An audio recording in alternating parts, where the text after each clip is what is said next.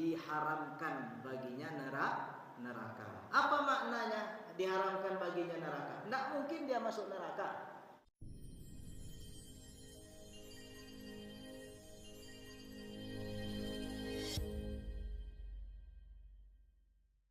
Pagi hari ini seperti biasa kita akan lanjutkan kajian kita tentang hadis-hadis ahkam di dalam kitab Subulus Salam. Pertemuan yang lalu kita sudah baca hadis Ibnu Umar radhiyallahu anhu, bahwasanya beliau mengatakan hafidtu minan Nabi sallallahu alaihi wasallam 10 raka'atin. Jadi beliau mendapatkan atau mengetahui apa yang dilakukan oleh Rasulullah itu ada 10 rakaat salat sunnah yang biasa dilakukan oleh Rasulullah SAW, dan itu terbagi antara sebelum dan setelah salat. Maka disebutkan raka'ataini qabla zuhri, 2 rakaat sebelum zuhur. Kemudian raka'ataini ba'daha, 2 rakaat setelah zuhur. Wa raka'ataini ba'dal maghribi fi baitihi. Ini riwayat Ibnu Umar, bahwasanya 2 rakaat setelah maghrib di rumahnya.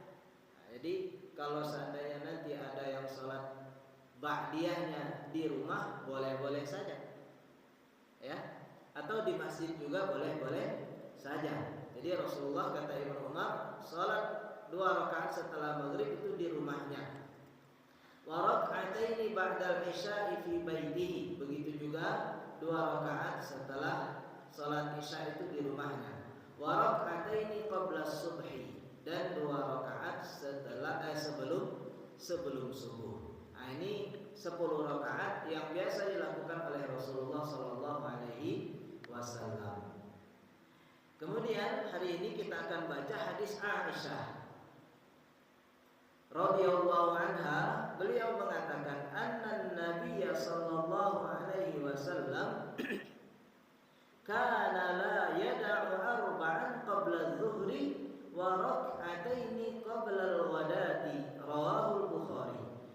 Dari Aisyah radhiyallahu anha, ummul mukminin, bahwasanya Rasulullah sallallahu alaihi wasallam itu tidak meninggalkan 4 rakaat sebelum zuhur.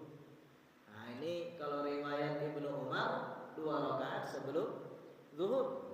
Tapi istri Rasulullah sallallahu alaihi wasallam mengatakan Rasulullah itu tidak meninggalkan 4 rakaat sebelum salat zuhur dan 2 rakaat sebelum salat subuh. Ini yang biasa dilakukan oleh Rasulullah dan disampaikan oleh istrinya, bahwasanya beliau melakukan sebelum zuhur itu 4 rakaat. Apakah ada perbedaan atau pertentangan antara hadis Ibnu Umar dengan hadis Aisyah? Maka tidak. Karena di sini disebutkan oleh para ulama, Aisyah itu menyampaikan apa yang dia lihat. Ibnu Umar menyampaikan apa yang dia lihat. Bisa saja, kata para ulama, dijelaskan Ibnu Umar itu melihat Rasulullah SAW itu melakukan sholat zuhur itu 2 rakaat. Kemudian itu saja yang dia lihat. Padahal 2 rakaat. Nah, gitu ya. Jadi 4 rakaat itu Rasulullah lakukan 2 kali salam. Tetapi Ibnu Umar melihatnya hanya satu kali. Sedangkan Aisyah melihat Rasulullah melakukan yang dilakukan 4 rakaat ini. Jadi sebenarnya boleh-boleh saja, tidak ada masalah. Jadi yang biasa 2 rakaat sebelum zuhur bagus, yang 4 rakaat juga bagus, gitu ya. Kemudian disebutkan oleh Imam Ibnul Amir As-San'ani, wa yuhtamalu annahu kana yusalli al-arba' taratan wa yaqtasiru 'alaiha, wa anha akhbarat Aisyah wa taratan yusalli rak'ataini wa anhuma akhbara Ibnu Umar. Jadi kata beliau, bisa saja Rasulullah itu kadang-kadang sholat 4 rakaat sebelum zuhur. Dan itulah yang diriwayatkan oleh istri beliau Aisyah. Dan bisa saja Rasulullah itu sholatnya hanya 2 rakaat. Jadi kadang-kadang 4 rakaat, kadang-kadang 2 rakaat. Dan yang 2 rakaat riwayat Ibnu Umar. Nah, Bapak dan Ibu yang dimuliakan Allah, hikmahnya apa bagi kita? Hikmahnya bagi kita yang mampu 2 rakaat lakukanlah, yang mampu 4 rakaat lakukanlah. Nah, mana yang dapat kita lakukan sesuai dengan waktu yang ditentukan misalnya. Kalau di Masjid Agung insya Allah dapat kita melaksanakan 4 rakaat sebelum zuhur kalau kita datangnya sebelum azan atau waktu azan kita sudah di masjid. Tapi kalau di tempat lain mungkin tak terkejar karena antara azan dengan iqamat itu terlalu mepet. Berarti kita kejar yang 2 rakaat. Kalau kita sholat zuhurnya, sholat qobliyahnya di masjid. Begitu juga kalau kita sholat qobliyahnya di rumah, gitu ya. Kita perkirakan agar kita dapat sholat qobliyah misalnya di rumah, karena ada yang mengatakan bahwasanya sholat sunnah itu bagusnya di rumah. Boleh-boleh saja, tetapi usahakan kita tidak ketinggalan jamaah. Kita sholat sunnah di rumah, gitu ya, 2 rakaat, tetapi jamaahnya kita jamaah baru misalnya, karena ketinggalan. Tentu juga kurang bagus, gitu ya. Bagusnya kita mendapatkan fadilah sholat sunnah, begitu juga mendapatkan fadilah sholat berjamaah dari awal waktunya. Baik Bapak dan Ibu yang dimuliakan Allah. Kemudian wa anha, istri beliau Aisyah juga mengatakan qalat lam yakunin Nabi sallallahu alaihi wasallam ala syai'in minan nawafil ashadda ta'ahudan minhu ala rak'atail fajri muttafaqun alaih. Jadi kata Aisyah radhiyallahu anha, Rasulullah sallallahu alaihi wasallam itu tidak melakukan atau tidak begitu perhatian terhadap sholat-sholat sunnah yang lainnya. Seperti beliau perhatian atau menjaga sholat 2 rakaat sebelum subuh. Artinya yang lain itu beliau lakukan, tetapi 2 rakaat sebelum subuh itu betul-betul beliau jaga, jangan sampai tertinggalkan. Maka ada riwayat yang lain dijelaskan lam yatruk, Rasulullah itu tidak pernah meninggalkan 2 rakaat sebelum subuh ini hadaran wa safaran, dalam keadaan beliau di tempat atau beliau dalam keadaan bermusafir. Jadi dalam keadaan kita lagi musafir pun usahakan 2 rakaat sebelum subuh ini jangan kita tinggalkan. Kenapa? Rasulullah kekasih kita juga begitu. Kita ingin mengikuti Rasulullah, kita ingin dekat dengan Rasulullah di surga, kita ingin mendapatkan syafaat Rasulullah, tentu kita juga perlu memperbanyak amalan-amalan yang diajarkan oleh Rasulullah SAW. Itu diriwayatkan oleh Imam Al-Bukhari dan Muslim. Sedangkan riwayat Imam Muslim, rak'atal fajri khairun minad dunya wa ma fiha. 2 rakaat fajar atau 2 rakaat sebelum subuh itu khairun minad dunya wa ma fiha, lebih baik dari dunia dan apa yang ada di dalamnya. Baik Bapak dan Ibu yang dimuliakan Allah. Jadi di sini keutamaannya, ibaratnya kalau seandainya kita sholat 2 rakaat sebelum subuh tadi, ada orang yang kaya raya di Lubuk Sikaping ini atau di tempat kita ini memiliki, menurut kita luar biasa kayanya dia. Maka orang yang sholat subuh itu kata Rasulullah SAW khairun minad dunya. Dunia ini beserta apa yang ada di dalamnya itu tidaklah lebih baik, gitu ya, bagi orang-orang yang tidak sholat 2 rakaat tadi. Artinya Bapak dan Ibu, kalau kita lakukan 2 rakaat ini menjadi orang kaya lah kita, gitu ya. Kayak apa?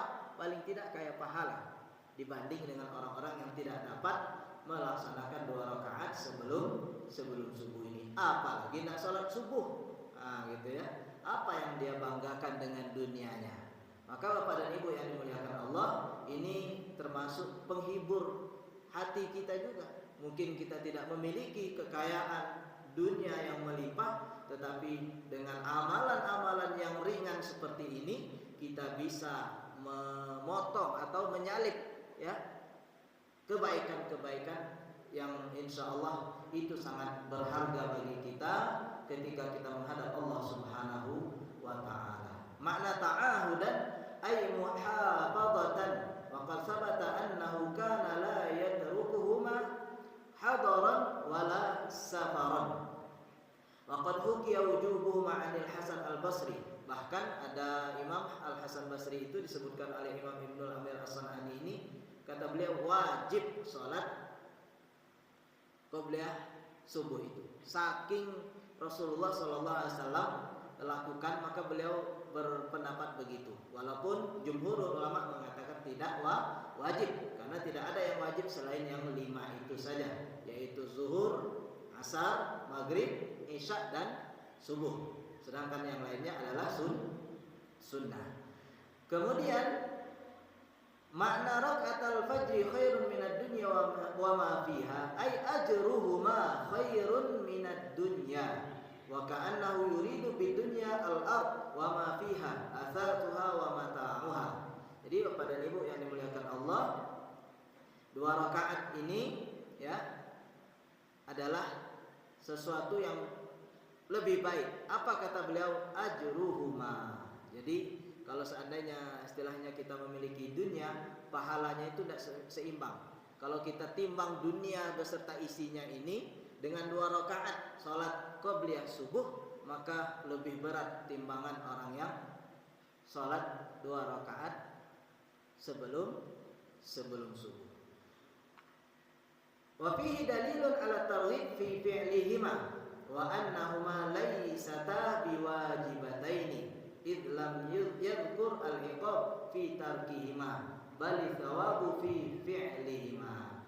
Nah, di sini juga kata Imam Ibnu Amir As-San'ani sebagai dalil agar kita itu bersemangat. Jadi di sini ada targhib ya, at-targhib fi fi'lihima. Ada motivasi untuk melakukan 2 rakaat ini. Dan di sini juga tidak wajib, karena di sini disebutkan hanya keutamaannya, hanya balasannya saja, tetapi tidak disebutkan iqabnya.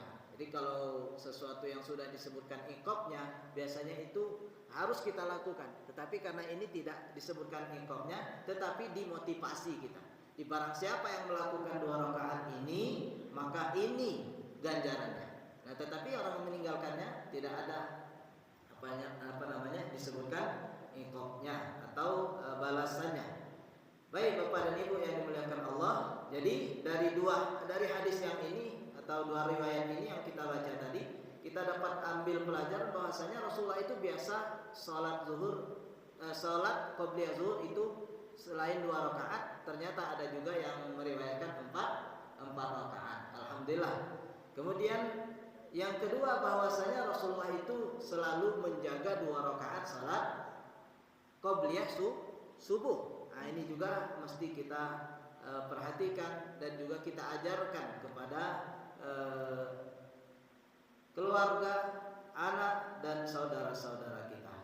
Bahkan disebutkan di riwayat berikutnya bahwasanya Rasulullah itu selalu menjaga salat qobliyah subuh ini, baik itu dalam keadaan musafir ataupun dalam keadaan beliau muqim atau tidak bepergian. Bahkan yang ketiga yang dapat kita ambil dari hadis ini, bahwasanya pahala orang yang melakukan 2 rakaat salat subuh itu lebih baik daripada dunia dan seisinya. Baik, ini hadis Aisyah. Berikutnya hadis Ummul Mukminin. Ini menunjukkan keutamaan dan juga pernah disampaikan oleh buya kita, keutamaan orang yang sholat 12 rakaat gitu ya, di dalam sehari semalam. Apa kata Ummu Habibah Ummul Mukminin? An Ummi Habibah Ummul Mukminin radhiyallahu anha qalat, dari Ummi Habibah ibunya orang-orang yang beriman gitu ya. Ini istri Rasulullah juga. Beliau berkata, sami'tu Nabiyya sallallahu alaihi wasallam yaqul, aku mendengar Rasulullah sallallahu alaihi wasallam berkata, man shalla, barang siapa yang salat, ithnata asyrata rak'atan fi yaumin wa lailatin bunya lahu bihinna baitun fil jannah. Barang siapa yang salat 12 rakaat dalam sehari semalam, maka dia akan dibangunkan rumah di surga.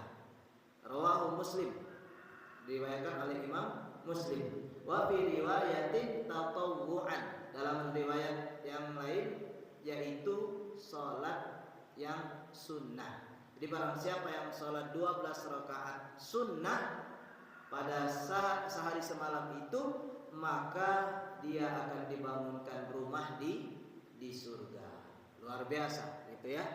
Tidak punya rumah kita di dunia, tetapi insya Allah kita sudah punya rumah di surga kalau kita lakukan atau kita jaga 12 rakaat ini.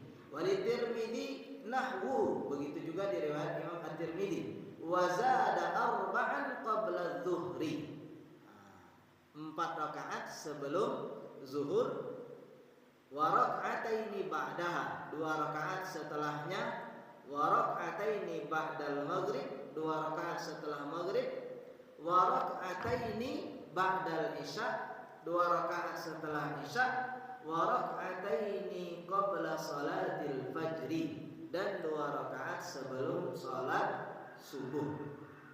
Walil khamsati anha, ada diriwayat oleh imam yang 5, man hafaza ala arba'in qabla dzuhri, barang siapa yang menjaga salat 4 rakaat sebelum zuhur, wa arba'in ba'daha, dan 4 rakaat setelahnya, harramahullahu 'alan nar, maka neraka diharamkan baginya.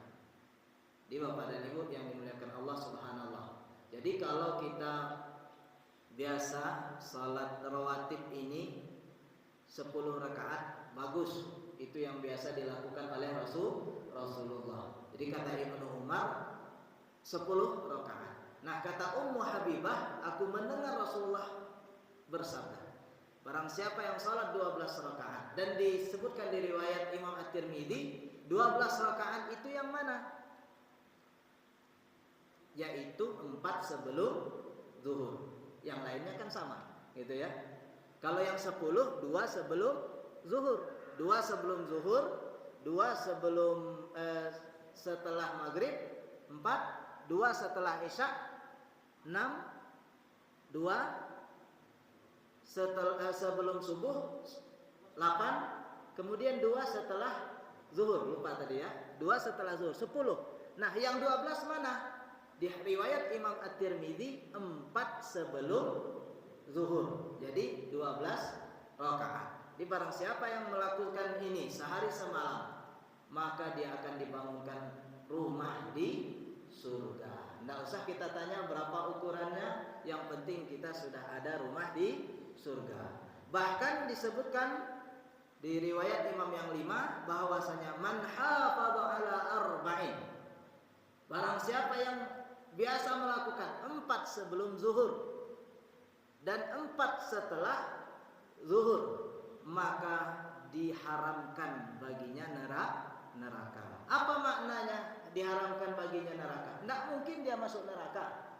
Nah, maka dan di riwayat ini Bapak dan Ibu, di riwayat Ummu Habibah ini tidak disebutkan apakah di rumah 2 rakaatnya atau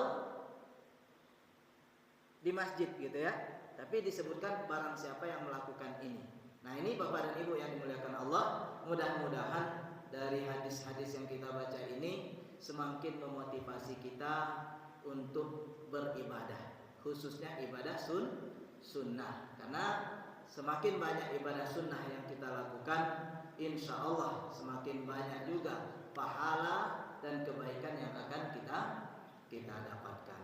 Ini saja mungkin Bapak dan Ibu yang dimuliakan Allah yang dapat kita sampaikan pada hari ini. Ini 10 rakaat dan 12 rakaat ini yang sering kita sebut dengan salat rawatib ya, salat yang terus menerus kita lakukan.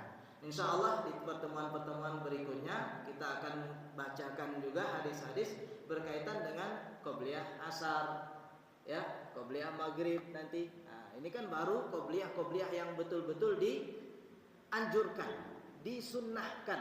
Nah, tapi bagaimana dengan qobliyah asar, Ustaz? Apa faedahnya atau apa nanti keutamaannya? Begitu juga qobliyah isya misalnya atau qobliyah maghrib. Insya Allah kita bacakan hadis-hadisnya di pertemuan-pertemuan kita berikutnya. Demikianlah, mudah-mudahan